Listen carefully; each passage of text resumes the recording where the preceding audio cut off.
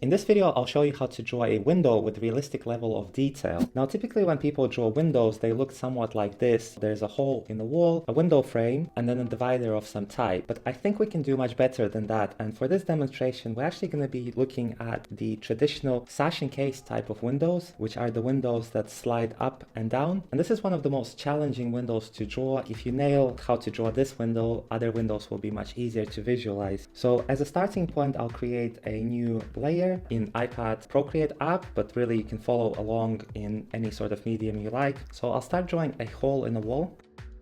You can see here I've left some gaps on the bottom, and this is just to add detailing later on without using eraser. For this next move, I want to show the reveal of the window. So for this next part, we need to understand just a little bit more about how the window is made up. So I'll finish this reveal, and then I'll extend the line of the sill underneath, trying to roughly follow the perspective.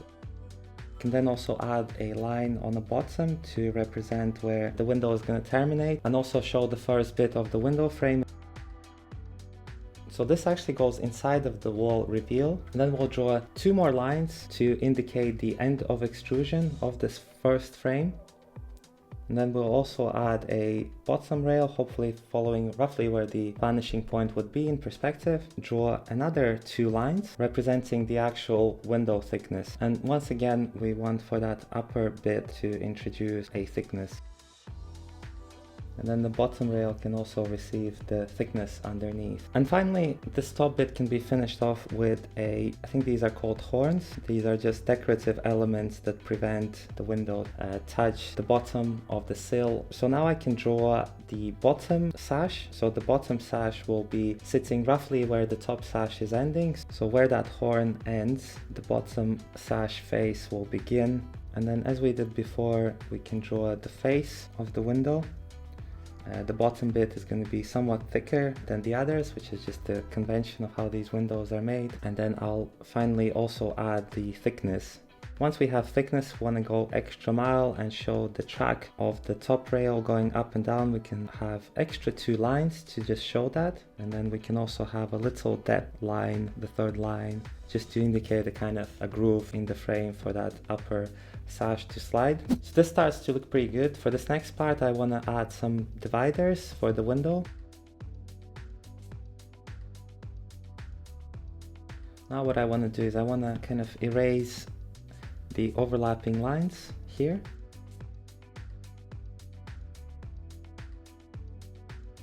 And then once more draw some of these extrusions. These are the beads that are holding window in place, and you can see here I'm not pulling them all the way through into the frame. I'm kind of stopping halfway point, and this is just because the window pane would be sitting in the middle of the window frame. Just erase these excess lines because all I want to see is the window pane in front.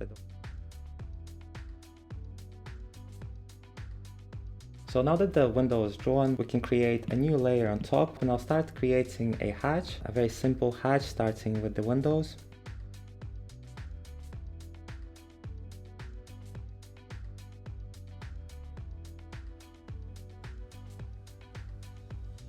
Undo the bottom pane in a similar fashion. All I'm just really focusing is to keep those lines oriented in more or less the same direction and with equal spacing. Okay, so now we have to repeat the same process in the opposite direction, so that this is going to be the darkest part of the drawing.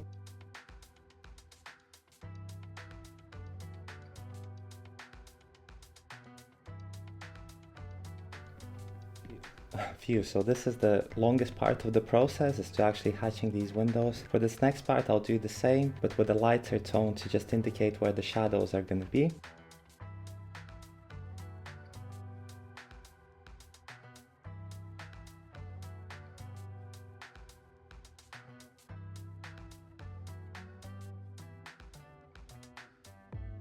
And then continue the same process on the window frame. So all the faces that are kind of pointing that way, I'll cover them in shadow.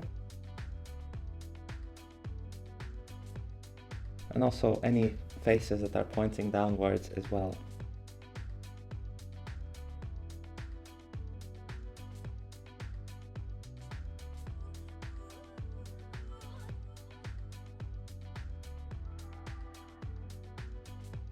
Okay, so now that I have the basic shadows set up, I kind of want to add a next level of realism, and I'll project the shadow, and then the sill itself would receive a kind of drop shadow underneath.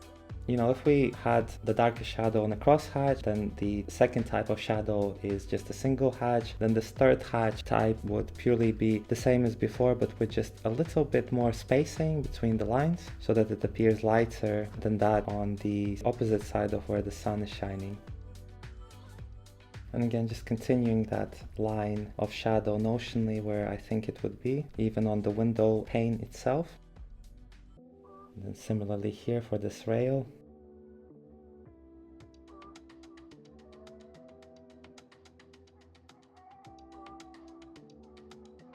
Okay, so we're almost there. The last thing I'll do is I'll simply trace across.